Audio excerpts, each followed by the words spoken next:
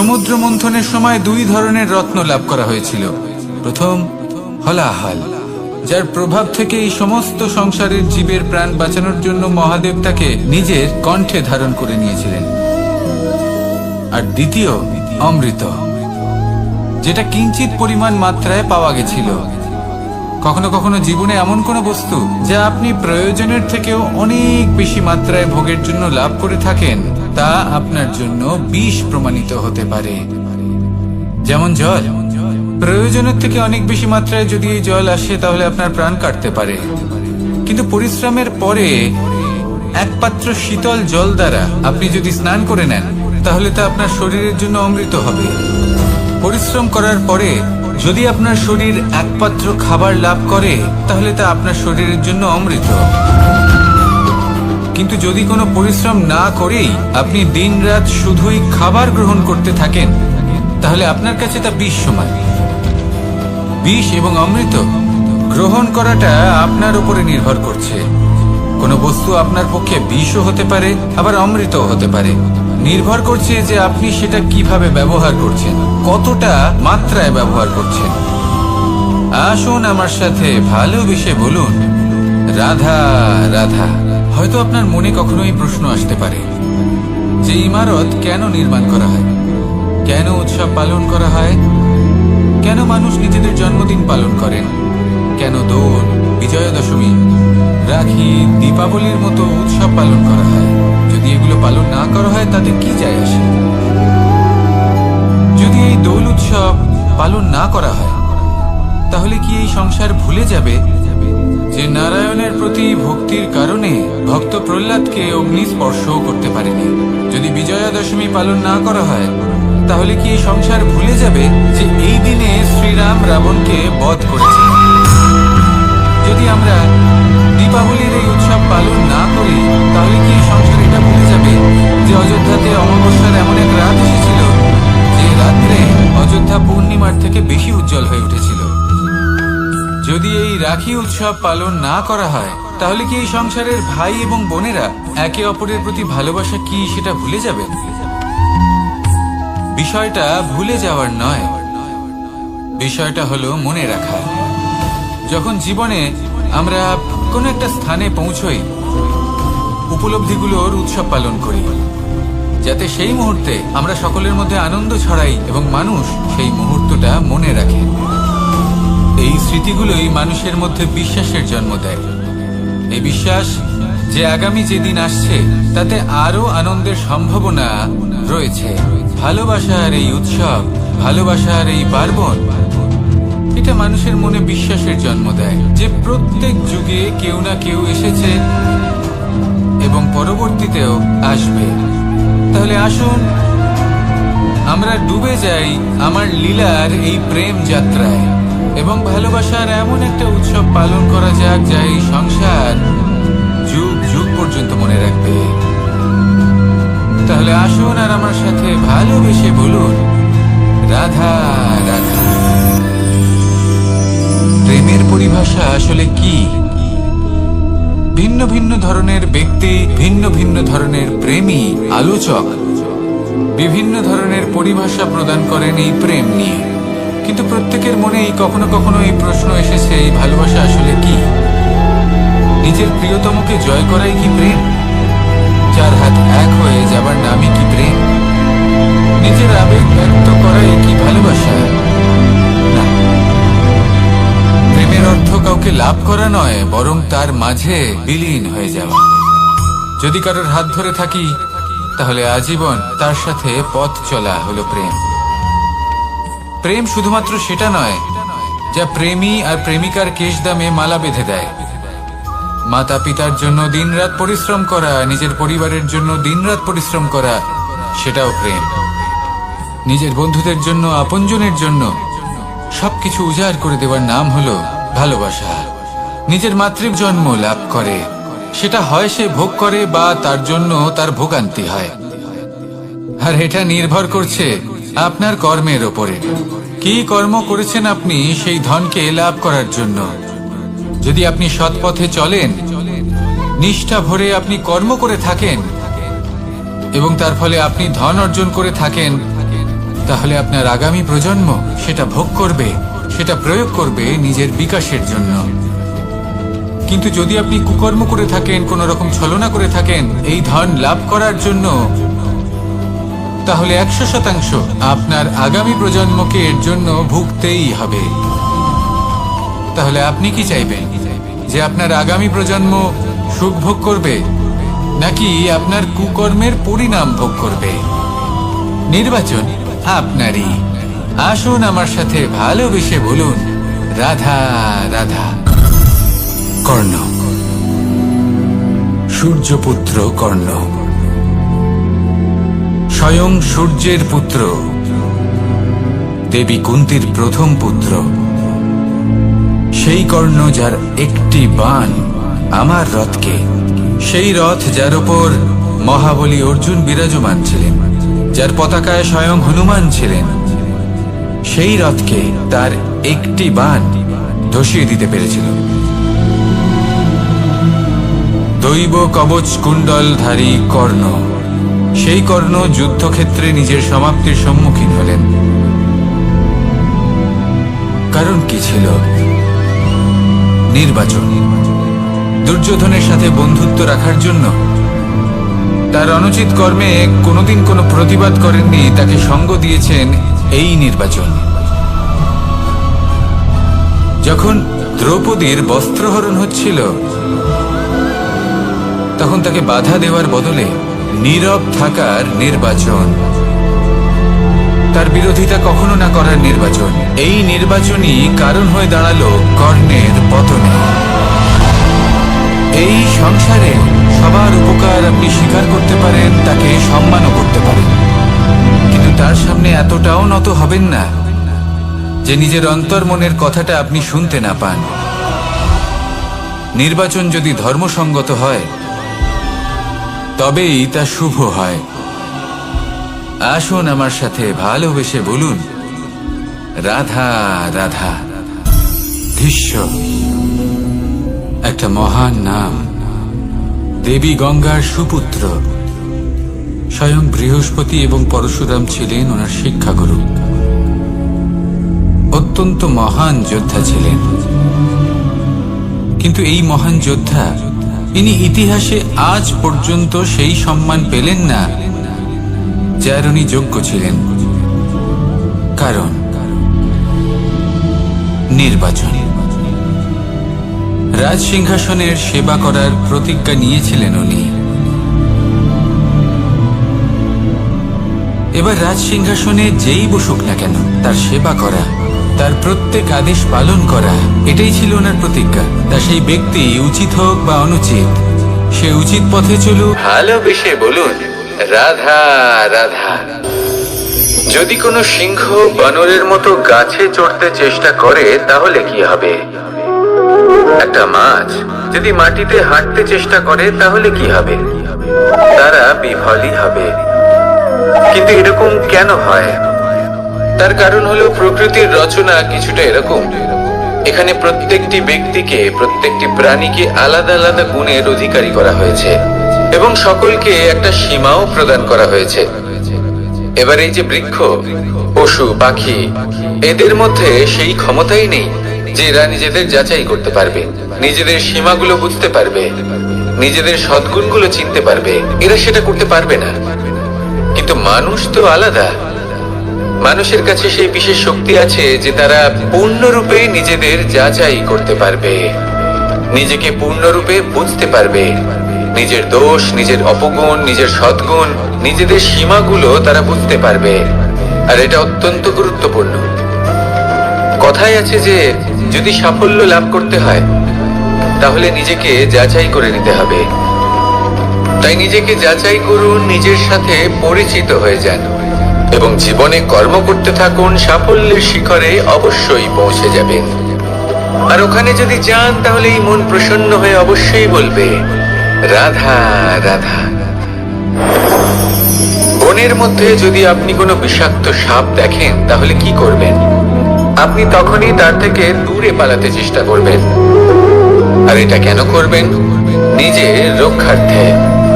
এই কথা আমি নয় মেনে নিলাম, কিন্তু নিজের জীবনে এটা করেন না কেন?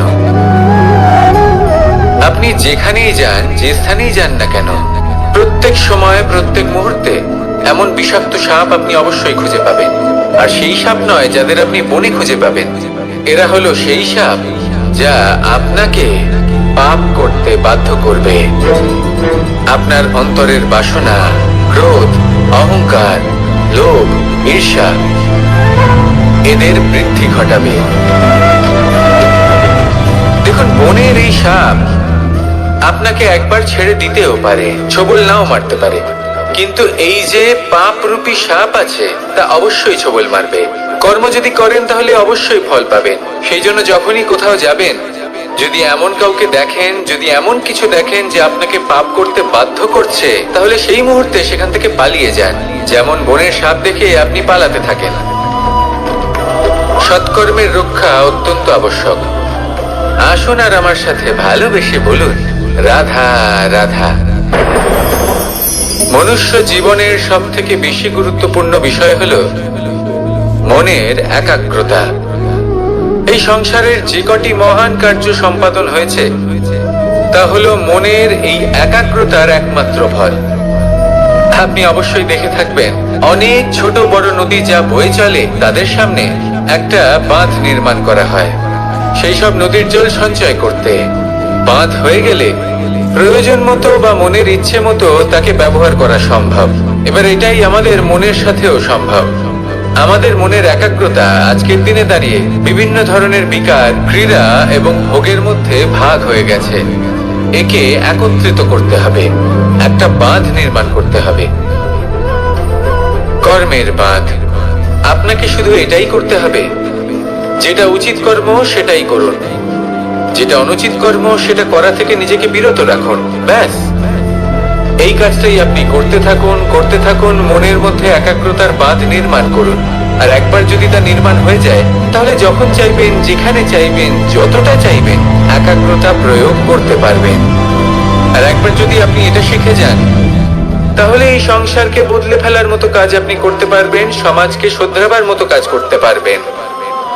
তাহলে এই মনকে একাগ্র করুন আর আমার সাথে ভালোবেসে বলুন, রাধা রাধা। আমরা সবাই ফল খাই, কিন্তু আমাদের সেই ফলই প্রিয় হয় যে পরিপক্ক হয়ে ওঠে, যেটা নম্র হয়, আর যে ফল অনেক বেশি মিষ্টি আর সুস্বাদু হয়ে থাকে, যাদের রঙে বাহার দেখা যায়।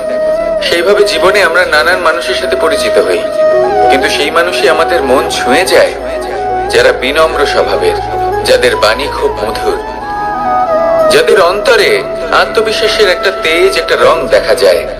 এবার এমন ব্যক্তি আমরা কি করে হব? ঠিক সেইভাবেই যেমন একটা ফল রোদ, বর্ষা, শীত, বায়ু এই সকল সংকটময় পরিস্থিতির সম্মুখীন হয়ে পরিপক্ক হয়ে ওঠে, সেইভাবেই মানুষ সংকটময় পরিস্থিতির সম্মুখীন হয়ে পরিপক্ক হয়ে ওঠেন। যদি এই সংকটের সম্মুখীন হন তাহলে অভিজ্ঞ হবেন, আর এই অভিজ্ঞতাই শিক্ষা দিয়ে যাবে। এই অভিজ্ঞতা আমাদের শিখিয়ে দেয় যে আমাদের বিনম্র থাকতে হবে, অহংকার করে কোনো লাভ নেই। মধুর বাণীর যে কি মূল্য তা আমরা শিখতে পারি। এই অভিজ্ঞতাই আমাদের বুঝিয়ে দেয় যে উচিত অনুচিত কোনটা আমাদের দৃষ্টিভঙ্গি তৈরি করে, আর এই দৃষ্টিভঙ্গি দ্বারা আত্মবিশ্বাস জাগ্রত হয়। সেই জন্য জীবনে কখনো বিপদ থেকে দূরে পালাবেন না, সেগুলোর সম্মুখীন হন, অভিজ্ঞতা লাভ করুন, তার থেকে শিক্ষা লাভ করুন, এইভাবেই পরিপক্ক হবেন।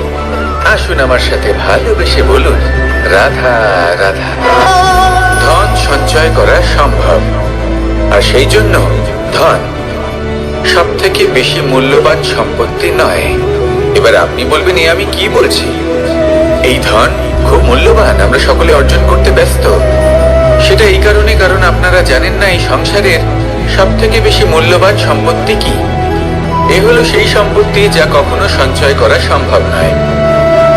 আপনার কাছে যতই ধন থাকুক তা দিয়ে আপনি স্বাস্থ্য লাভ করতে পারেন, বাড়ি কিনতে পারেন, আদি ইত্যাদি, কিন্তু আপনি যতই ধনী হন না কেন, ফেলে আসা দিনের একটা মুহূর্ত আপনি লাভ করতে পারবেন না।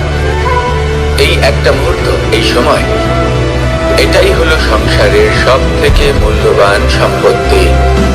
একবার চলে গেলে তা কখনোই ফিরে আসে না। আর এই মুহূর্ত যতই চলে যাক না কেন, আমরা স্মৃতির মাধ্যমে সেগুলি যাপন করতে পারি, তার আনন্দ উপভোগ করতে পারি, আর যার সাথে আমরা সময় অতিবাহিত করেছি তার স্মৃতিতে আমরা চিরকাল জীবিত থাকতে পারি। সেই জন্য সময় সব থেকে মূল্যবান সম্পত্তি, তাকে এইভাবে নষ্ট করবেন না। প্রত্যেকটা মুহূর্ত উপভোগ করুন, আনন্দ করুন, আর ভালোবেসে বলুন রাধা রাধা। কনক, কি সুন্দর একটা শব্দ। এর অনেকগুলো রূপ রয়েছে, অনেকগুলো অর্থ রয়েছে। প্রথম অর্থ হলো স্বর্ণ, অর্থাৎ সম্পত্তি।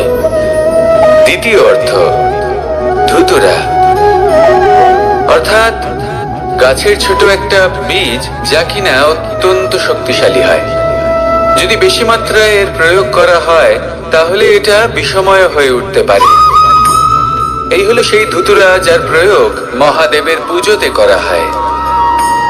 এবার প্রশ্ন হলো এটাই যে এই স্বর্ণ এবং এই ধুতুরার মধ্যে মিল কি রয়েছে। মিল হলো এটাই যে এই দুটোই মানুষকে মত্ত করে তোলে। ধুতুরা মানুষকে তখন মত্ত করে যখন তাকে সেবন করা হয়, কিন্তু স্বর্ণ, ধন, সম্পত্তি, মানুষ সেটা যতটাই অর্জন করে নেয় সেটাই যথেষ্ট। এই স্বর্ণ মানুষের ভাবনা চিন্তা করার ক্ষমতাকে বশ করে ফেলে। মানুষ সম্পত্তির লোভে মত্ত হয়ে ওঠে, কারণ যে যত চমৎকারী, যতটা অমূল্য হয় তাকে সামলানো কিন্তু ততটাই কঠিন, তাই না? তাই মনে রাখবেন, ধন, স্বর্ণ, সম্পত্তি এগুলো ধুতুরার থেকেও অনেক বেশি বিষাক্ত হতে পারে। তাই এর ওপর আত্মসংযমের একটা কবচ পরিয়ে রাখবেন এবং বিবেকের শক্তির সাথে এগুলো প্রয়োগ করুন, তবেই কল্যাণ হবে। আসুন আমার সাথে ভালোবেসে বলুন রাধা রাধা। মানুষের জীবনে তিনটি গুণ অত্যন্ত প্রয়োজনীয়: শ্রদ্ধা, বিনম্রতা, যোগ্যতা। যদি জ্ঞান লাভ করতে চান তাহলে শ্রদ্ধার প্রয়োজন, যদি মান লাভ করতে চান তাহলে স্বভাবে বিনম্র হওয়া প্রয়োজন, আর যদি মনোবাঞ্ছিত স্থান লাভ করতে চান তাহলে যোগ্যতার প্রয়োজন। বিষয়টা সহজ। শ্রদ্ধা আপনাকে জ্ঞান দেবে, নম্রতা আপনাকে মান, আর যোগ্যতা উচিত স্থান দেবে। কিন্তু যদি আপনি এই তিনটি গুণ সম্মিলিত করেন তাহলে এমন কিছু লাভ করবেন যা এই সব কিছুর থেকে অনেক ঊর্ধ্বে। সম্মান। আর এ হলো সেই সম্মান যা প্রত্যেক মানুষের নিজের জীবনে লাভ করতে চেষ্টা করা উচিত, কারণ এই হলো সেই সম্মান যার কারণে আপনি চলে যাওয়ার পরেও এই সংসার আপনাকে ভালোবাসবে আর মনে রাখবে। আসুন আমার সাথে ভালোবেসে বলুন রাধা রাধা। জীবনে গতি অত্যন্ত গুরুত্বপূর্ণ, মতিও হলো গুরুত্বপূর্ণ, এবং তার থেকেও বেশি গুরুত্বপূর্ণ হলো সংগতি। একটা জলের ফোঁটা, তার মধ্যে গতি থাকে, প্রকৃতির মধ্যে তা লাভ করার ইচ্ছে নিহিত থাকে, কিন্তু এই যে সংগতি তা নির্ধারিত করে যে এই জলের ফোঁটা ঝিনুকের মুখে পড়ে মুক্ততে পরিণত হবে নাকি বিষাক্ত সাপের মুখে পড়ে বিষে পরিণত হবে। এবার দেখুন, এই জঞ্জাল স্বর্ণকারের দোকানের সামনেও থাকে এবং জঞ্জাল একজন ব্যবসাদারের দোকানেও থাকে, কিন্তু জঞ্জাল যা স্বর্ণকারের দোকানে থাকে তা ব্যবসাদারের দোকানের জঞ্জালের থেকে অনেক বেশি মূল্যবান, কারণ তার মধ্যে সোনার কণার সঙ্গতি থাকে। সেই জন্য জীবনে সঙ্গতির উপর বিশেষ গুরুত্ব দেবেন। যেমন সঙ্গতি তেমনই আপনি হবেন। আসুন আমার সাথে ভালোবেসে বলুন রাধা রাধা। প্রত্যেক প্রাণী ভালোভাবে জীবন যাপন করতে চায়, এটা তাদের স্বভাবে আছে এবং ভাবাটা অনুচিত নয়। কিন্তু একটা ভালো জীবনের গুরুত্বপূর্ণ অংশ কোনটা? বসবাসের স্থান, সেই স্থান যেখানে আমরা জীবন অতিবাহিত করি। এবার মানুষ ভাবতে পারেন যে একটা ভালো বাসস্থানের অর্থ কি? সেই স্থান যেখানে সহজে জল পাওয়া যায়, যেখানে শুদ্ধ বায়ু পাওয়া যায়, যেখানে আনাজ উৎপন্ন হয়। এটা জীবনযাপনের জন্য পর্যাপ্ত বটে, কিন্তু ভালো জীবনযাপনের জন্য আরো একটা কথা আপনাকে বুঝতে হবে। সাধু, জ্ঞানী, পণ্ডিত ব্যক্তি, এই সকল মহাপুরুষ, এনাদের যে বাসস্থান তা অত্যন্ত বিশেষ হয়। এখানে এক ধরনের বিশেষ ইতিবাচক শক্তি থাকে, এমন একটা স্থান যেখানে দেবতারাও বিচরণ করে। জীবন আমরা সবাই যাপন করি, কিন্তু জীবনের উদ্দেশ্য শুধুমাত্র জীবন যাপন করা নয়। জীবনের উদ্দেশ্য হলো মুক্তি লাভ করা। আর এই সকল সাধু, জ্ঞানী, পণ্ডিত ব্যক্তি, এই সকল মহাপুরুষ আপনাকে মুক্তির পথে নিয়ে যেতে পারে। কারণ এরা হলেন সেই মহাপুরুষ যারা নিজেদের অন্তরের বিকার, অহংকার, ক্রোধ, বিদ্বেষ, এই সকল দোষগুলিকে ত্যাগ করেছেন, এদের উপর বিজয় লাভ করেছেন। এমনই একজন ব্যক্তি আপনাকে মুক্তির পথে নিয়ে যেতে পারে। প্রয়োজন হলো শুধুই এনাদের চিনতে পারা, এদের কথা বুঝতে পারা এবং এদের দেখানো পথে চলা। যদি আপনি এটা করতে পারেন, তাহলে এই মন প্রফুল্ল হয়ে বলবে, রাধা রাধা। আমি এখানে একা এই বনে বসে আছি, বাঁশি বাজাচ্ছি। কার জন্য? কে আছেন এখানে? কেউ নেই। আমার প্রজা, আমার রাজ্য, আমার পরিবার আমার থেকে অনেক দূরে আছেন। আমি এখানে একা এই বনে বসে এই আকাশের এই রঙের, গাছের এই সব ফলের, মাটির সুবাসের আনন্দ উপভোগ করছি। কেন? আমি হলাম দ্বারকাধীশ। এমন কি রাজকীয় বা ভৌতিক সুখ রয়েছে যে আমি ওখানে পেতে পারি না? সবকিছুই পেতে পারি, তাও এখানে বনে একা বসে আছি। কোন সুখ খুঁজে চলেছি? একা থাকার সুখ। আমরা প্রত্যেকদিন অনেক মানুষের সাথে, চিন্তাধারার সাথে, কর্মের সাথে, পরিস্থিতির সাথে, সুখ দুঃখের দ্বারা বেষ্টিত থাকি। জীবনের এই চক্রে আমরা জড়িয়ে পড়তে থাকি। যতই আমরা এই সমস্যার সমাধান করি, আমরা ততই এতে জড়িয়ে পড়ি। আমরা এতটাই জড়িয়ে পড়ি যে যখন আমরা আয়নায় নিজেদের দেখি, তখন আমরা নিজেদের চিনতেই পারি না। এমন মনে হয় যেন আমরা নিজেদের হারিয়ে ফেলেছি। সেই জন্য প্রত্যেক দিন আপনি কিছু সময় নিজের সাথে কাটান একান্তে। এটা অত্যন্ত আবশ্যক। নিজের অস্তিত্বের গভীরে গিয়ে দেখতে শিখুন, নিজেকে বুঝুন। অদ্ভুত শান্তির অনুভূতি হবে। যেমন এই বায়ু, এই বৃক্ষ, এই পুষ্প, এই নিসর্গ, এদের মতো আপনিও কখনো একলা হতে শিখুন। কখনো নিসর্গের একটা অংশ হয়ে দেখুন। এই মন প্রসন্ন হয়ে বলবে, রাধা রাধা। ওমাই কি, আমি কখন থেকে এখানে অপেক্ষা করছি, হাত পেতে দাঁড়িয়ে রয়েছি যাতে একটা ফল আমার হাতে এসে পড়ে এবং সেটা আমি খেতে পারি। কখন থেকে অপেক্ষা করছি, কিন্তু সেটা হচ্ছেই না। এবার আপনি বলবেন যে এসব কি বলছি, এ কি অদ্ভুত কথা বলছি। যদি ফল খেতে হয় তাহলে আমাকে বৃক্ষে চড়তে হবে, ফলের কাছে পৌঁছতে হবে, তবেই তো ফল পাবো। এবার এটা অত্যন্ত সহজ ব্যাপার, কিন্তু এই বিষয়টা আপনি নিজের জীবনের প্রসঙ্গে ভেবে দেখুন। লক্ষ্য কোথায় আছে আপনি জানেন, সেই লক্ষ্যে পৌঁছানোর পথ কি সেটাও আপনি জানেন, সেই পথে চলার ক্ষমতাও আপনার রয়েছে, কিন্তু তাও আপনি নিজের লক্ষ্য লাভ করতে পারছেন না। কেন?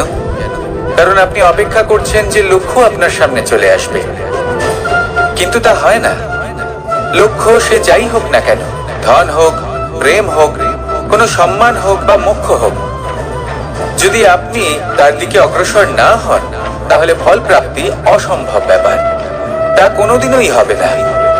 সেই জন্য আপনার চোখের সামনে আপনি যদি নিজের লক্ষ্যকে দেখতে পান, তাহলে উঠুন এবং সেই দিকে অগ্রসর হতে শুরু করুন।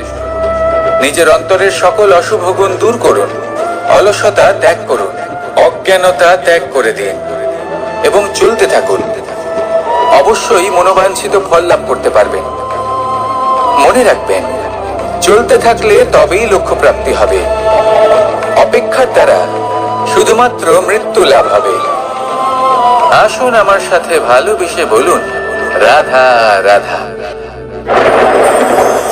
আমি দ্বারকাধীশ এবং আমার সভাতে বিভিন্ন সময় বিভিন্ন ধরনের মানুষ আসেন নিজেদের দাবি নিয়ে, নিজেদের ইচ্ছে নিয়ে।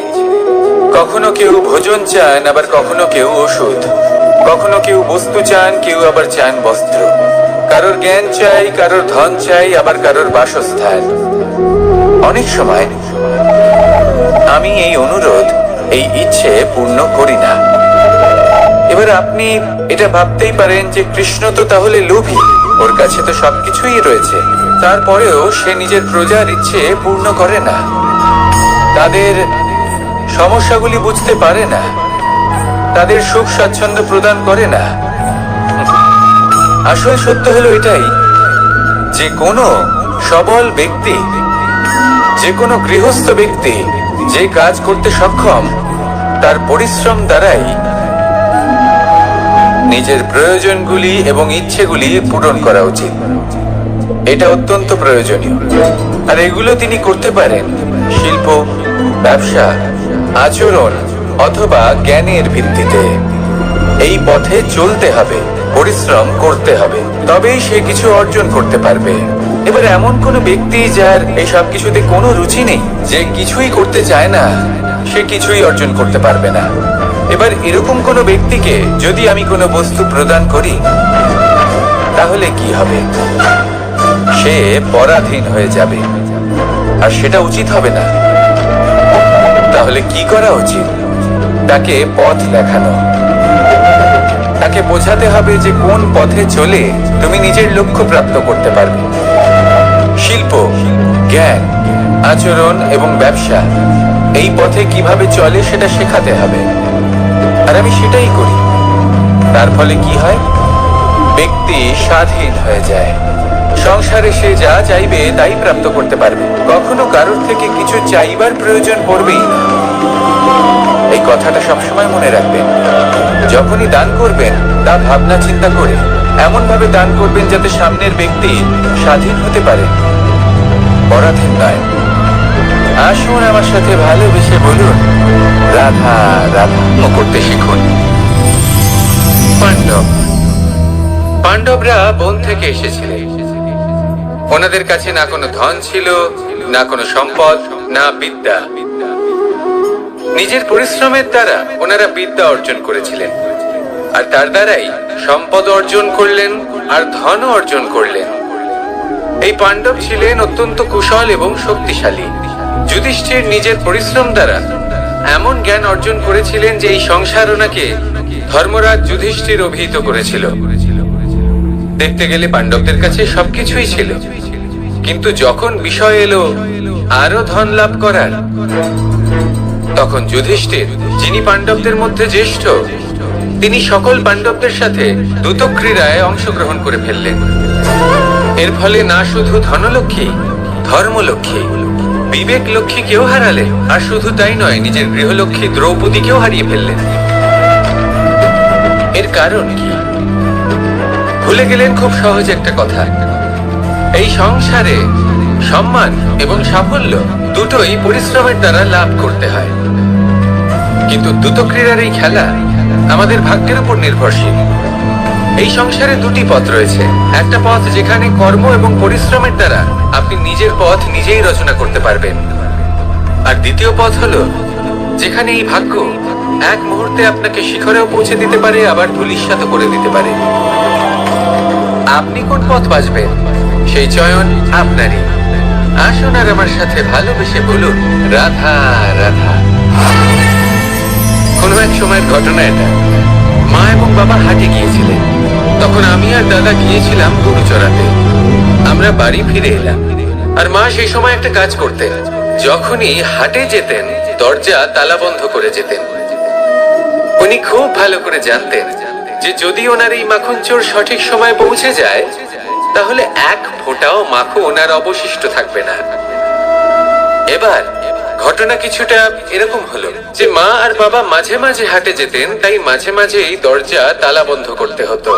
যখন মা আর বাবা ফিরে এলেন, তখন বাবা ভুলে গিয়েছিলেন যে এই চাবির গোছা থেকে ঠিক কোন চাবিটা দরজার তালা খোলার জন্য উপযোগী। উনি চেষ্টা করতে শুরু করে দিলেন।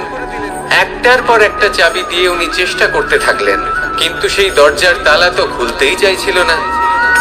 ওনার মাথা থেকে ঘাম পড়তে শুরু করলো। তখন মা বললেন যে তালা ভেঙে দেওয়া যাক। মা চলে গেলেন, আর বাবা বললেন না না দাঁড়াও, আর কিছু চাবি বাকি আছে, এটা হয়তো খুলতে পারবো। মা হাতুড়ি নিয়ে চলে এলেন সেই তালা ভাঙার জন্য, আর তখনই বাবা শেষ চাবিটা প্রয়োগ করলেন আর দরজার তালা খুলে গেল। যদি উনি চেষ্টা না করতেন তাহলে এই তালাটাও ভেঙে যেত আর চাবিটাও নষ্ট হয়ে যেত, ঠিক কিনা?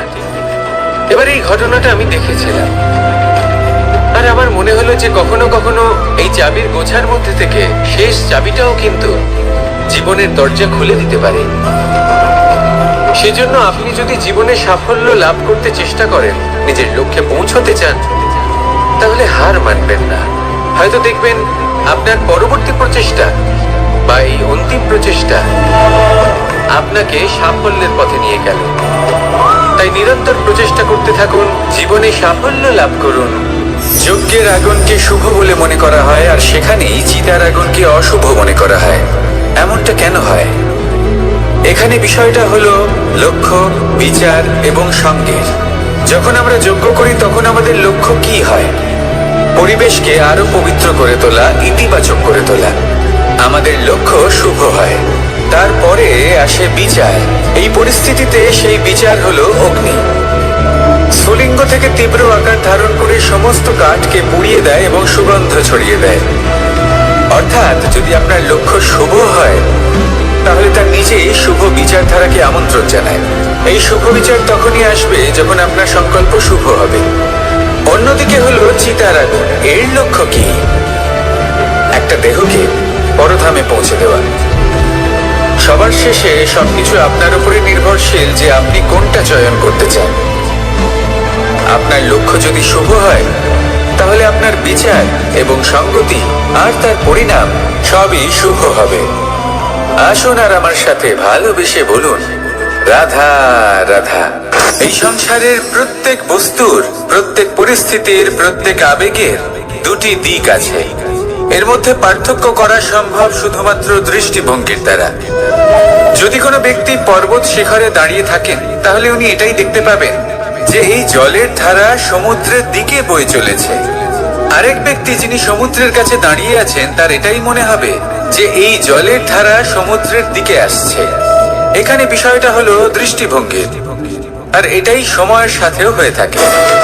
অনেক সময় মানুষ চিন্তিত হয়ে পড়েন, ত্রস্ত হয়ে পড়েন যে তার কাছে হয়তো খুব কম সময় আছে, তাতে তিনি অনেক কিছুই করতে পারবেন না, আর একটু সময় থাকলে খুব ভালো হতো। তিনি এইভাবেও ভাবতে পারেন যে অল্প হলেও সময় বাকি তো রয়েছে, অর্থাৎ যা অবশিষ্ট আছে তাকে সংরক্ষণও করা সম্ভব, তাতে জীবন যাপনও করা সম্ভব। আর এটা নির্ভর করছে আপনার উপর। তাই দৃষ্টিভঙ্গি ইতিবাচক রাখুন। জীবনে দুই ধরনের আবেগ রয়েছে যার কোনো মূল্য নেই। আমার কথার অর্থ এটা নয় যে এদের কোনো গুরুত্ব নেই, গুরুত্ব যথেষ্টই রয়েছে, শুধু এদের জন্য আপনাকে কোনো মূল্য দিতে হয় না। প্রথম আবেগ হলো আনন্দ, প্রসন্নতা। এটা আপনি যে কোনো জায়গায় খুঁজে পেতে পারেন যদি আপনি খুঁজে পেতে চান। আপনি কোনো পুষ্পের সৌন্দর্য দেখে প্রসন্ন হতে পারেন। বায়ুর কারণে যখন একটি বৃক্ষ শিহরিত হয় সেটা দেখে আপনি প্রসন্ন হতে পারেন।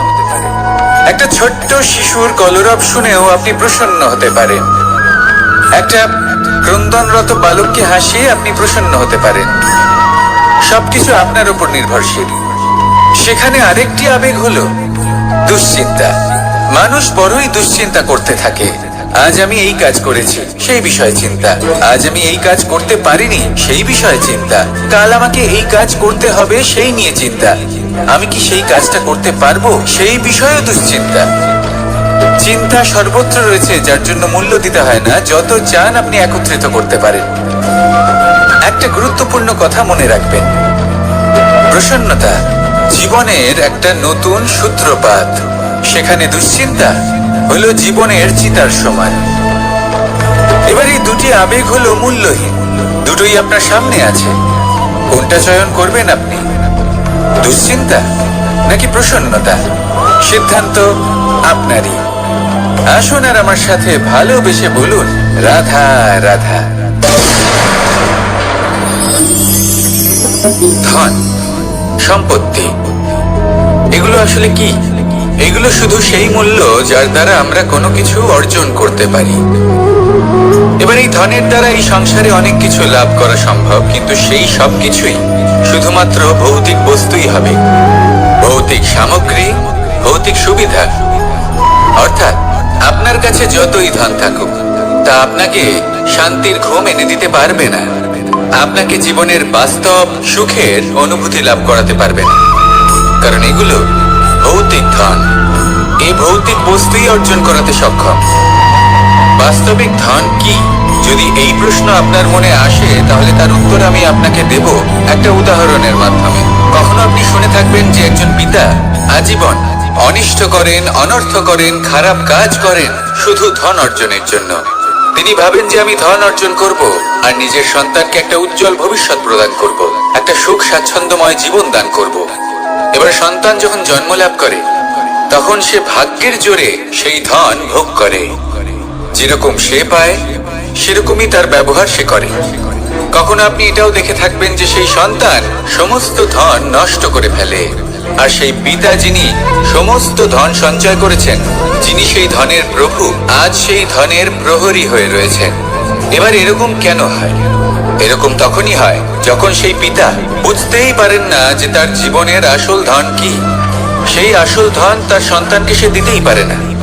যদি পিতা তার সন্তানকে কর্মের জ্ঞান দিতে পারেন, উচিত কোনটা অনুচিত কোনটা সেই শিক্ষা দিতে পারেন, সংস্কারের প্রকৃত শিক্ষা দিতে পারেন, তবে সেটা ধনের থেকে অনেক বেশি গুরুত্বপূর্ণ। এটাই হলো জীবনের বাস্তব ধন।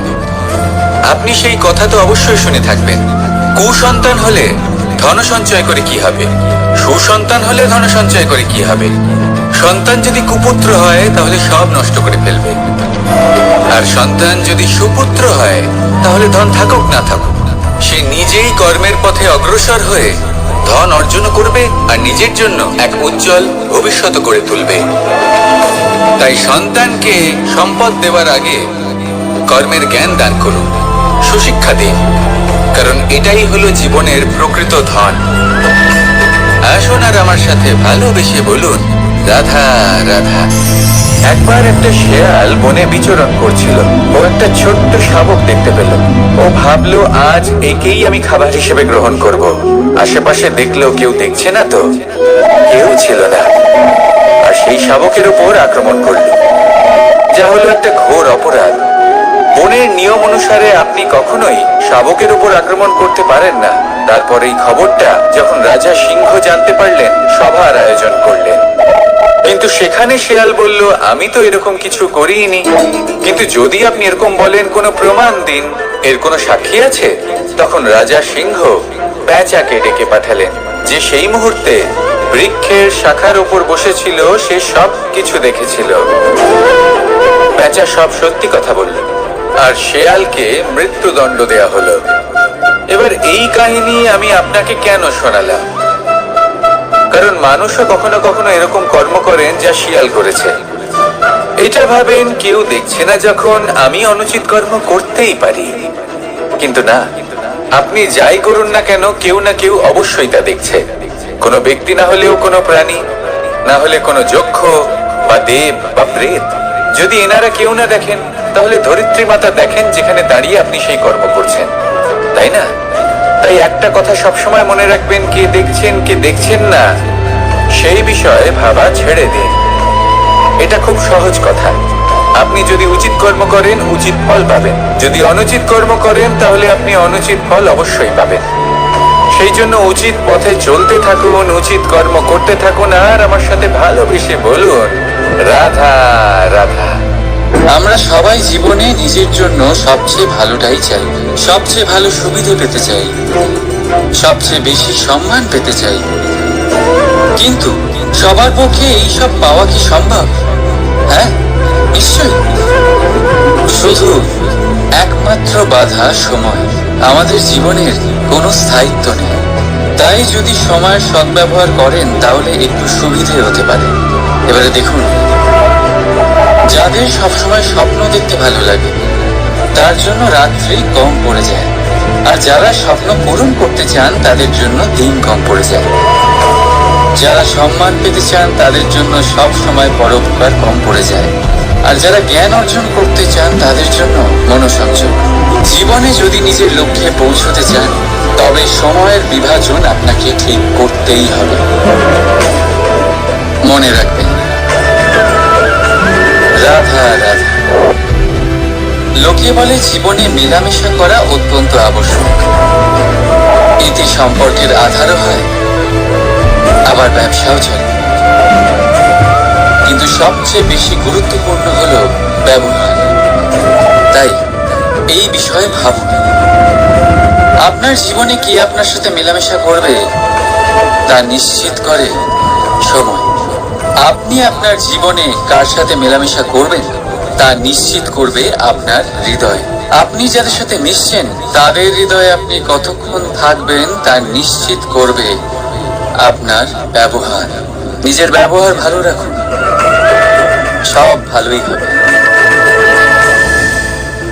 রাধা রাধা। এই ফুল দেখতে পাচ্ছেন আপনি? এটা সেই ফুল যার জীবন এই ডালে শুরু হয়েছিল। দর্শকদের চোখে প্রশংসা দেখল সে, মধুর লোভে মৌমাছিরা এলো, আর তারপর ডাল থেকে ভেঙে নিচে পড়ে গেল সে। কেন? নিয়তি এরকম কেন করল? ভাবুন, কারণ এই ডালেই ফুল হয়ে থাকাটা এই ফুলের জীবনের লক্ষ্য কখনোই ছিল না। এবার এই ফুল হয় দেবতাদের সজ্জায় ব্যবহৃত হবে, নয় কোনো কন্যার গয়নায় গাঁথা হবে, আর নয় কারোর প্রেম প্রদর্শনের মাধ্যম হবে। দেখুন, জীবনে নিজের লক্ষ্যে পৌঁছতে হলে যাত্রাকে ভয় পেলে চলবে না। নিজের অস্তিত্ব তৈরি করতে হলে তাদের ছায়া থেকে আপনাদের দূরে যেতেই হবে যারা আপনাকে অস্তিত্ব প্রদান করেছেন। এটাই জীবনের নিরন্তর সত্য। রাধা রাধা। আমাদের সকলের জীবনে কখনো না কখনো পাথর দ্বারা আঘাত লাগেই, আর এই সংসারও আমাদের ওপরে কখনো না কখনো পাথর বর্ষণ করে।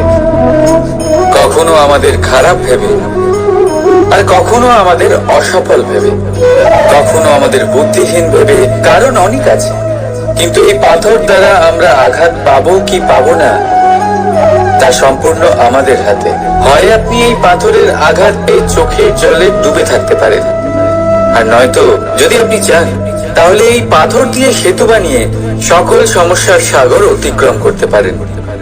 সিদ্ধান্ত আপনার। এই পাথর এ হলো প্রতীক আমাদের নিন্দার, আমাদের আলোচনার। যে এই আলোচনা নাকারাত্মক ভাবে দেখবে সে শুধুমাত্র কষ্টই পাবে, আর যে এই আলোচনাকে নিজের বিকাশের আধার বানাবে সেই সাফল্যের চূড়ায় পৌঁছবে। তাই মনে রাখবেন, আলোচনা আপনার শত্রু নয়, আপনার সবচেয়ে বড় মিত্র। রাধা রাধা। মিষ্টি জল সবার পছন্দ, কিন্তু নোনতা জল কেউ পছন্দ করে না। এইবার ভাবার বিষয় হলো মুক্ত, যা সমুদ্রের গহ্বরেই তৈরি হয়। নোনতা জলের মধ্যে থেকেই প্রতি মুহূর্তে অন্য প্রাণীদের থেকে বেঁচে নিজের অস্তিত্বকে বাজি রেখে ঝিনুক মুক্ত প্রদান করে থাকে। কখনো ভেবেছেন কেন? কারণ সংকটের সম্মুখীন না হয়ে, চরম পরিস্থিতির সাথে না জড়িয়ে আপনার কখনোই সুপ্রাপ্তি হবে না। তাই নির্ভীক হয়ে সংকটের সম্মুখীন হন, আর আমার সাথে ভালোবেসে বলুন, রাধা রাধা। আমরা সকলেই সময়ের গুরুত্ব বুঝি।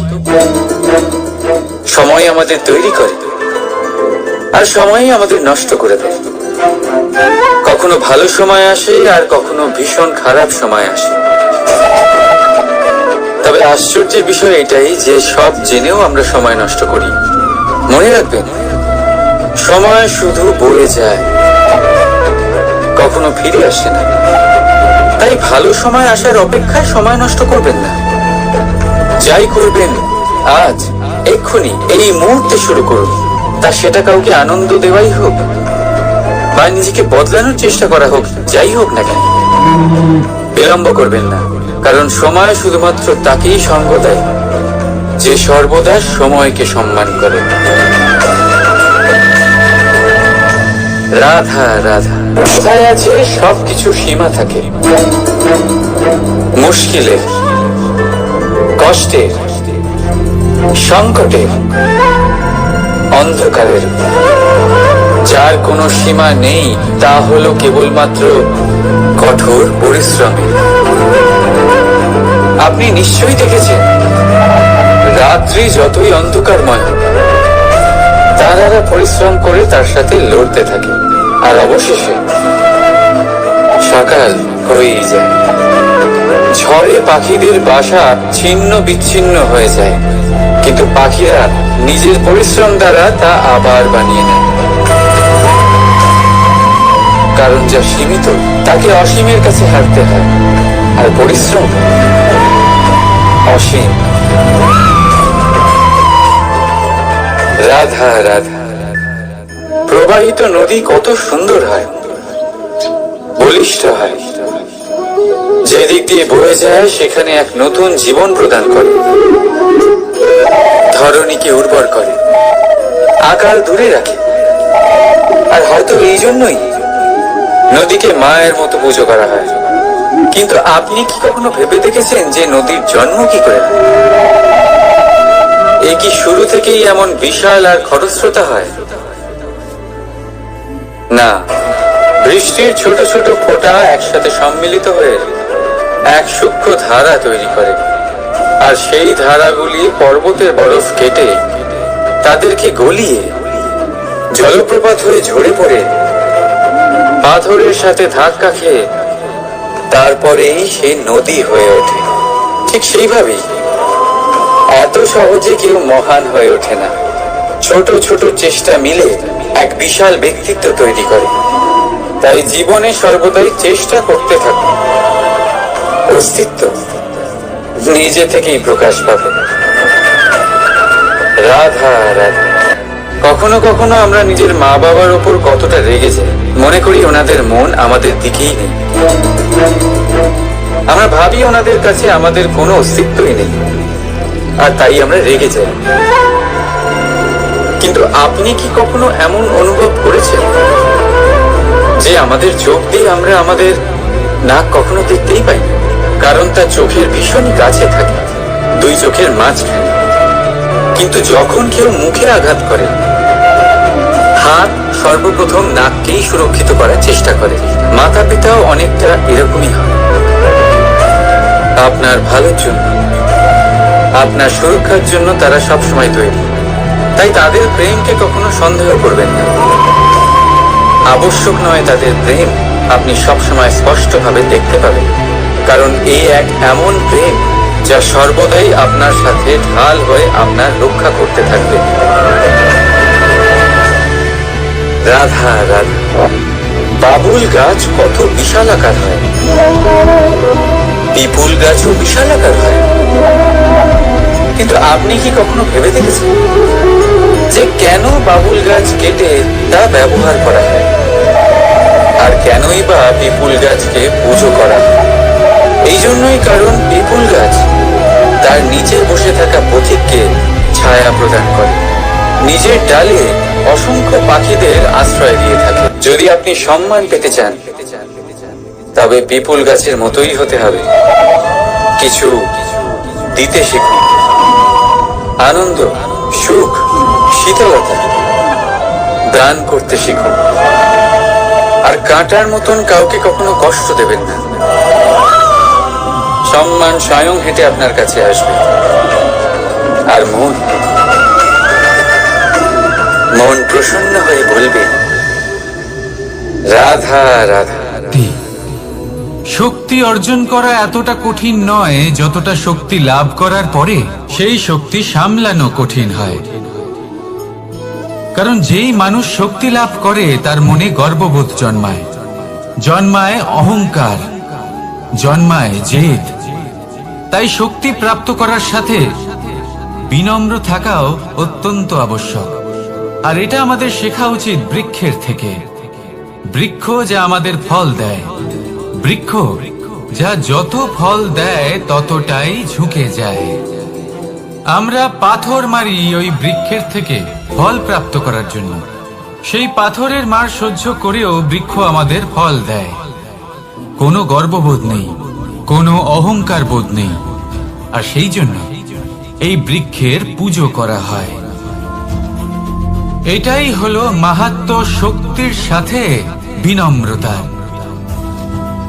যদি এই শক্তির সৃজন করে থাকে, সাহায্য করে থাকে, সম্বল হয়ে থাকে, তবেই সেই শক্তি উপযুক্ত। আর নয়তো সেই শক্তি একদিন আপনাকে আসক্ত অবশ্যই করবে। তাহলে শক্তি অবশ্যই অর্জন করুন, কিন্তু তার সাথে সেই শক্তি সামলানোর মতো বিবেকও আপনাকে অবশ্যই জাগ্রত করতে হবে। তাহলে আসুন আমার সাথে ভালোবেসে বলুন, রাধা রাধা।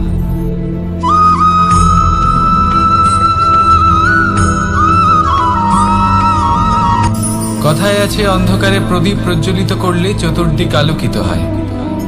কিন্তু যদি এই প্রদীপ আমি সূর্যের আলোর সম্মুখে সকালবেলায় প্রজ্বলিত করে রেখে দিই, তাহলে কি হবে?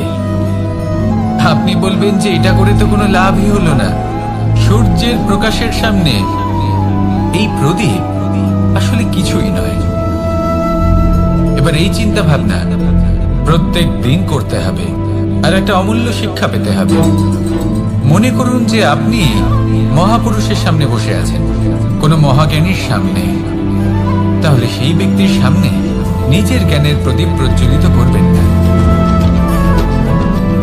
নীরব থাকুন, আর সেই ব্যক্তির সূর্যের প্রকাশের মতো জ্ঞান প্রাপ্ত করুন। যতটা পারবেন জ্ঞান লাভ করুন। যদি এমন কোনো সময়, এমন কোনো স্থানে আপনি আছেন যেখানে চতুর্দিক অন্ধকার, কারোর কাছেই জ্ঞান নেই, সেখানে নিজের জ্ঞানের প্রদীপ প্রজ্বলিত করুন। এমন করলে দুদিক থেকেই আপনার লাভ হবে। আপনার জ্ঞান প্রাপ্তিও হবে, আর জ্ঞানের সঠিক প্রয়োগও করতে পারবেন। আর এই মন প্রসন্ন হয়ে বলবে, রাধা রাধা।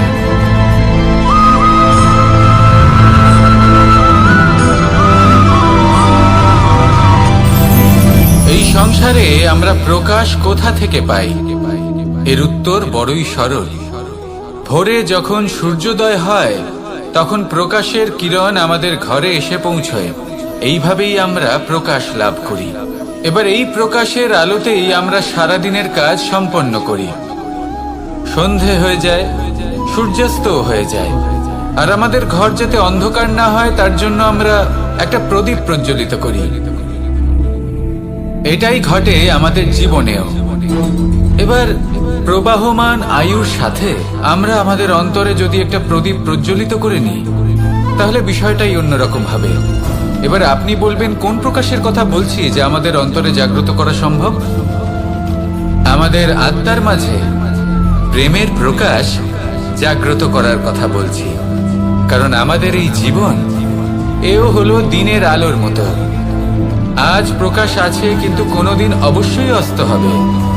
কিন্তু অস্ত হবার আগে যদি আমরা আমাদের আত্মার মাঝে প্রেমের এই প্রকাশ উজ্জ্বলিত করে নিই, তাহলে আমাদের সন্ধ্যাকালও আমরা আনন্দে এবং প্রেমে যাপন করব।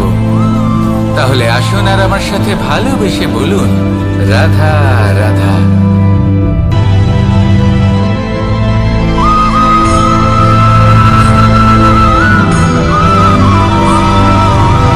কথায় আছে যে এমন কোনো অক্ষর নেই যার দ্বারা কোনো মন্ত্র হয় না। এমন কোনো বনস্পতি নেই যা নিজেই একটা ঔষধি নয়। পৃথিবীর এমন কোনো ব্যক্তি নেই যার মধ্যে কোনো যোগ্যতা থাকে না। শুধু প্রয়োজন হলো যে ব্যক্তিকে আমরা খুঁজে চলেছি তাকে সঠিকভাবে চিনে নেওয়া। যদি তার যোগ্যতা, তার বিশেষত্ব আমরা বুঝতেই না পারি, তাহলে আর লাভ কি রইল? এই যদি কোনো নিষ্ঠুর কঠিন পাথরে বারংবার জড়িয়ে দেওয়া হয়, তাহলেও তাকেও কাটতে পারে, নিজের ছাপ ছেড়ে যেতে পারে, সেটার আকারও বদলে ফেলতে পারে। এবার এর কারণ কি? এর কারণ হলো অভ্যাস আর নিরন্তর প্রচেষ্টা। যদি আপনিও চেষ্টা করেন আর নিরন্তর কর্ম করে যান, তাহলে আপনার প্রারব্ধ পাথরের মতো কঠিনই হোক না কেন, তাতে ভাঙন ধরিয়েও আপনি নিজের লক্ষ্যে অবশ্যই পৌঁছতে পারবেন। একটা গুরুত্বপূর্ণ কথা মনে রাখবেন, সুকর্মের অভ্যাস আর নিরন্তর প্রয়াস, এই হলো সাফল্যের মন্ত্র। তাহলে জীবনে এই মন্ত্র আনুন আর আমার সাথে ভালোবেসে বলুন, রাধা রাধা।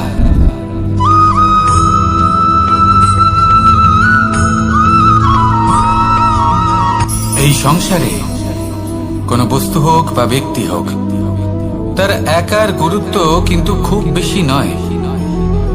একটা উদাহরণ হিসেবে বৃষ্টির ফোঁটাকে ভেবে দেখুন।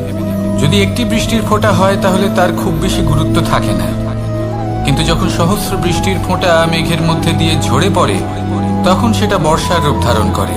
সেই বর্ষা যা এই প্রকৃতিকে শান্ত করে। সেইভাবেই পাথরের ছোট টুকরো, তার খুব বেশি গুরুত্ব থাকে না, কিন্তু যখন অসংখ্য পাথরের টুকরো একত্রিত হয় তখন তা পর্বতের আকার ধারণ করে। সেইভাবেই কিছু মানুষ যখন একত্রিত হন তখন তৈরি হয় পরিবার, কিছু পরিবার যখন একত্রিত হয় তখন তৈরি হয় সমাজ, যখন অনেক সংখ্যক সমাজ একত্রিত হয় তখন তৈরি হয় রাজ্য। এবার এই রাজ্যের সব থেকে গুরুত্বপূর্ণ ব্যক্তি হতে পারেন রাজা, কিন্তু তাও সেই রাজা একা কিছু করতে পারেন না। যুদ্ধ লড়ার সময় তারও নিজের সৈন্যদলকে প্রয়োজন পড়ে। কিন্তু এই সংসারে এমন একজন ব্যক্তি আছেন যিনি একাই সব কাজ করতে থাকেন, এবং সেই ব্যক্তি হলেন মা। আমাদের জীবনে একজন পিতার ভূমিকা কিন্তু নিঃসন্দেহে অমূল্য, কিন্তু আমাদের সকলের জীবনে যে ভূমিকা একজন মায়ের তা অন্য কারোর থাকে না। একজন মা একাই সন্তানকে বড় করতে পারেন, সংস্কারী করে তুলতে পারেন, তার জন্য পরিশ্রম করেন। আর এত কিছু কাজ করার পরেও তার কাজের জন্য তিনি প্রশংসা অবশ্য পান না। উল্টে যদি সেই সন্তান অনুচিত পথে চালিত হয়, অনুচিত কর্ম করে, তখন সেই মাকেই অপবাদের পাত্র হয়ে উঠতে হয়। আমাদের জীবনে মায়ের যোগদান কতটা সেটা বুঝুন। আপনাকে বড় করে তোলার জন্য উনি কতটা পরিশ্রম করেছেন সেটা বুঝুন। আজ থেকে, এখন থেকে, এই মুহূর্ত থেকে মাকে সম্মান করতে শিখুন। যখন সময় পাবেন, যখন সুযোগ হবে, তখন তার প্রশংসা করুন, ওনারও ভালো লাগবে। আর মায়ের এই মমতার জন্য, তার এই ভূমিকার জন্য আসুন সবাই মিলে আমরা তাকে প্রণাম করি, আর সকলে মিলে ভালোবেসে বলি, রাধা রাধা।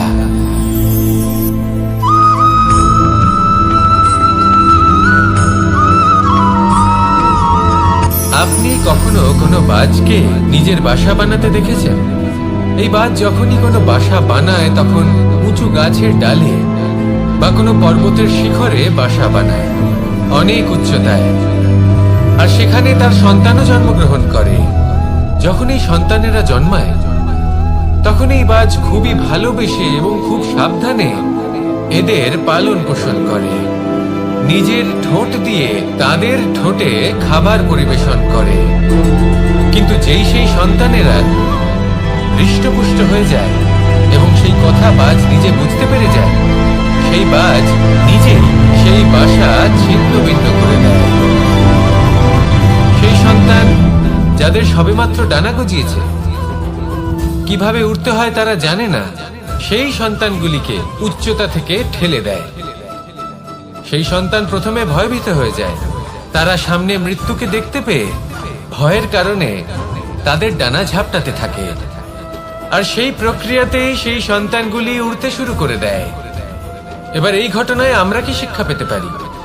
এটাই, যদি আপনি মাতা পিতা হন তাহলে নিজের সন্তানকে অবশ্যই স্নেহ করুন, কিন্তু তাদেরকে নিজের আঁচলের তলায় বেঁধে রাখবেন না।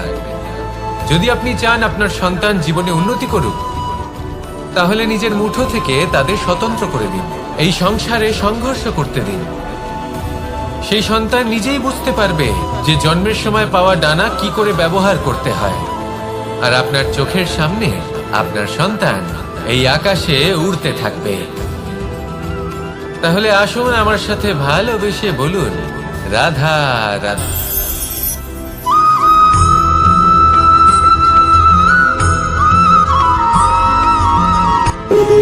যখন মানুষের মৃত্যু হয় তখন কি হয়? অনেক সংখ্যক মানুষ শোক পালন করতে চলে আসেন। যে ব্যক্তি মৃত্যু লাভ করেছেন তার অনেক বস্তু থাকে যেগুলো তার প্রিয়, যেগুলো তিনি ব্যবহার করেছেন।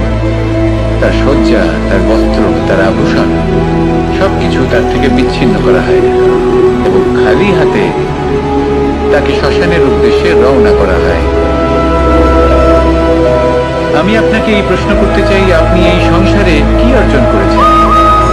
ধন সম্পত্তি, বস্ত্র, আভূষণ, এই সব কিছু যে আপনি অর্জন করেছেন, আপনার মৃত্যুর পরে তা আপনার থেকে দূর হয়ে যাবে। এর উত্তর হলো একটাই, আপনার কর্ম। শুধু সেটাই আছে যা একান্ত আপনার, আর শুধু সেটাই এই সংসার থেকে চলে যাওয়ার পরেও সংসারেই জীবিত থাকবে। যদি আপনি দুষ্কর্ম করেন তাহলে এই সংসার আপনাকে একটি অনুচিত উদাহরণ হিসেবে মনে রাখবে যে এই ব্যক্তি খুব পাপী ছিল, অনুচিত কর্ম করতেন। যে পথে তিনি চলেছেন সেই পথে কারোর চলা উচিত নয়।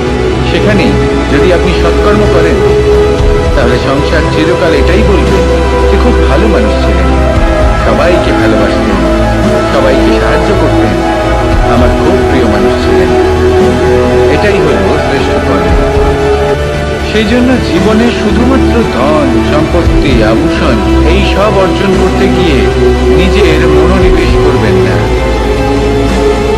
শ্রেষ্ঠ কর্ম করুন। সংসার থেকে চলে যাওয়ার পরেও এই কর্মই এই সংসারে আপনাকে জীবিত রাখবে। আসুন আমার সাথে ভালোবেসে বলুন, রাধা রাধা।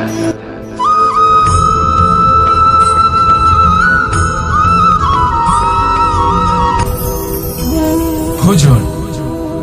এবার ভোজন সংগ্রহ করার জন্য মানুষ কি না করেন, সব সময় চেষ্টা করতে থাকেন।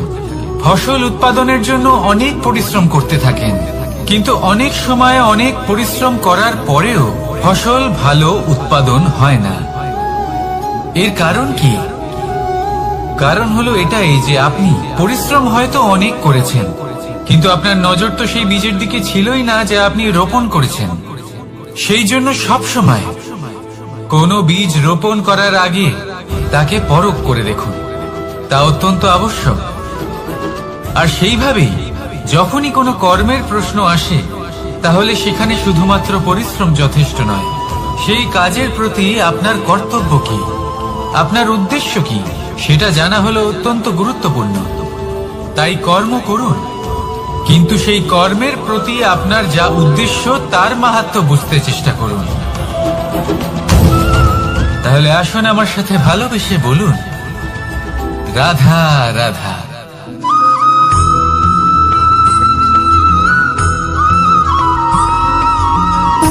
সুখ, দুঃখ এবং শক্তি, এই তিন হলো এই সংসারের ত্রিদেবের মতো। আমাদের জীবনে যা কিছু ঘটছে এই তিনটির ভিত্তির উপরেই হচ্ছে। আসলে এই সংসারের একটা নিয়ম আছে, যখনই আপনি কিছু লাভ করেন এই সংসার আপনার পরীক্ষা নেয়। এটা জানার জন্য আপনার পরীক্ষা নেয় যে আপনি যা কিছুই লাভ করেছেন আপনি কি আদৌ সেটার যোগ্য কিনা। ঠিক সেইভাবেই এই সুখ, দুঃখ এবং শক্তি আপনার পরীক্ষা নিয়ে থাকে। যখন সুখ আসে তখন সে আপনার পরীক্ষা নেয় যে আপনার মধ্যে অহংবোধ জাগ্রত হয়নি তো। যদি অহংবোধ চলে আসে তাহলে সুখ সেখানেই সঙ্গ ত্যাগ করে। দুঃখ আপনার ধৈর্যের পরীক্ষা নিতে থাকে, আর যদি আপনার মধ্যে ধৈর্য না থাকে তাহলে এটা আপনাকে আরো বেশি দুঃখের গভীর অন্ধকারে ঠেলে দেবে। সেখানে শক্তি পরীক্ষা নেয় আপনার বিনম্রতার। যদি আপনি বিনম্র না হন তাহলে হয় এই শক্তি আপনার সঙ্গ ত্যাগ করবে, নয় এই শক্তি বিনম্রতার অভাবে আপনার পতনের কারণ হতে পারে। এই সংসারে যে কোনো ব্যক্তি যিনি এই পরীক্ষায় উত্তীর্ণ হয়ে থাকেন এই জীবনে তিনি সাফল্য লাভ করেন। আসুন আমার সাথে ভালোবেসে বলুন, রাধা রাধা।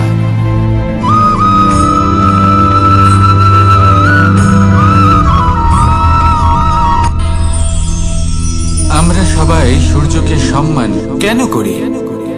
কারণ আমরা জানি যে সন্ধেবেলা যখন সূর্যাস্ত হবে তখন শুধুমাত্র অন্ধকার বাকি থাকবে।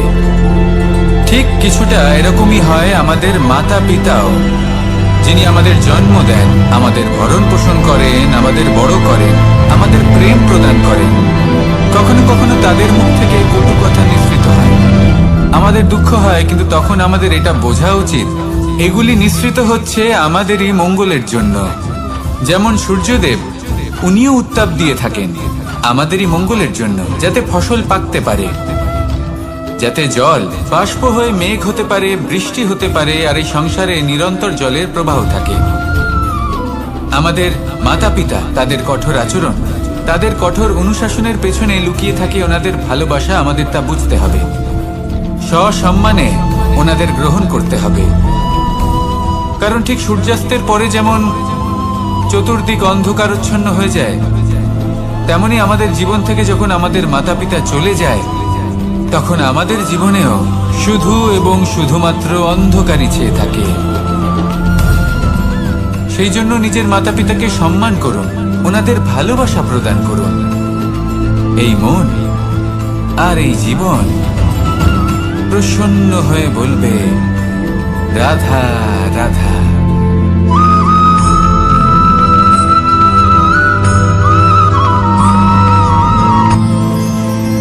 মানুষ তার জীবনে দুই ধরনের পরিস্থিতিকে খুব ভয় পায়। এক, কোনো কারণবশত কারোর সামনে নত হওয়া। দুই, কোনো কারণে নিজের চরিত্র থেকে, নিজের মূল্যবোধ থেকে বিচ্যুত হওয়া। এবার কেন হয় এরকম যে কথায় কথায় কারোর সামনে নত হতে হয়? কেন বারংবার নিজের চরিত্র থেকে চ্যুত হতে হয়? এরকম কেন হয়? এটা তখনই হয় যখন আমাদের শিক্ষা এবং মূল্যবোধের অভাব থাকে। যদি মানুষের মধ্যে প্রকৃত শিক্ষা থাকে তাহলে এই সংসারে কোনো সময় এবং কারোর সামনেই নত হওয়ার কোনো প্রয়োজন নেই। যদি মানুষের মধ্যে মূল্যবোধ থাকে তাহলে তাকে নিজের মূল্যবোধ বা চরিত্র থেকে বিচ্যুত হতে হয় না, তা সে যাই হয়ে যাক না কেন। কোনো বালককে যদি জন্ম থেকেই সুশিক্ষার অধিকারী করা হয়, শিক্ষিত করা হয়, মূল্যবোধের অধিকারী করা হয়, তবে সে এই সংসারে এমন কর্ম করবে যাতে সে নিজেকে, নিজের পরিবারকে, সমগ্র সমাজকে গর্বিত করতে পারে। শিক্ষা লাভ করুন, মূল্যবোধ লাভ করুন, এবং আমার সাথে আমাদের সমগ্র সংসার নির্ভরশীল। কারণ এই ভূমি সহ্য ক্ষমতা রাখে, এর সহ্য ক্ষমতা হলো অপরিসীম। সন্তান যতই আঘাত প্রদান করুক না কেন, প্রেম পূর্বক সহ্য করে, আর তার বদলে অমূল্য রত্ন প্রদান করে। সন্তান যদি হাল চালায় তাহলে তার বদলে তাকে অন্ন প্রদান করে। এটাই হলো ধরনী। এবার এর থেকে আমরা কি শিক্ষা পেতে পারি? এটাই যে কারোর জন্য কিছু করা বা কাউকে কিছু দেওয়া মনে কোনো কামনা ছাড়াই। আর এই কথাটা বুঝে যান, যদি কারোর জন্য কামনা না রেখে বা কোনো পাওয়ার আশা না রেখে কারোর জন্য কিছু করেন বা কারোকে কিছু দেন, যদি এটা আপনি শিখতে পারেন তবে আপনি ভালোবাসতে শিখে গেছেন। আর সেই জন্যই এই ধরিত্রীকে মাতা বলা হয়। কারণ মাতা শুধু উনি নন যিনি গর্ভে সন্তানকে ধারণ করেন, মাতা তো উনিও যিনি জীবন বাঁচতে শেখান, যিনি জীবন বাঁচার উদাহরণ প্রদান করেন। তাহলে ধরনীর থেকে এই নিঃস্বার্থ ভাব শিখুন, নিঃস্বার্থ ভালোবাসা শিখুন, আর এই ভালোবাসার সাথেই বলুন, রাধা রাধা।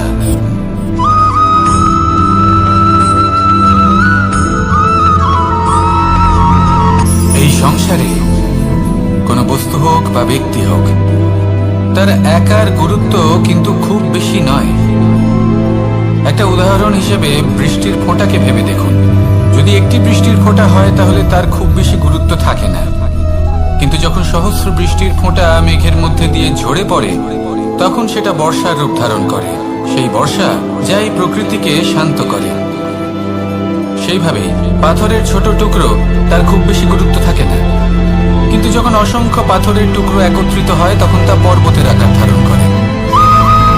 সেইভাবেই কিছু মানুষ যখন একত্রিত হয় তখন তৈরি হয় পরিবার, কিছু পরিবার যখন একত্রিত হয় তখন তৈরি হয় সমাজ, যখন অনেক সংখ্যক সমাজ একত্রিত হয় তখন তৈরি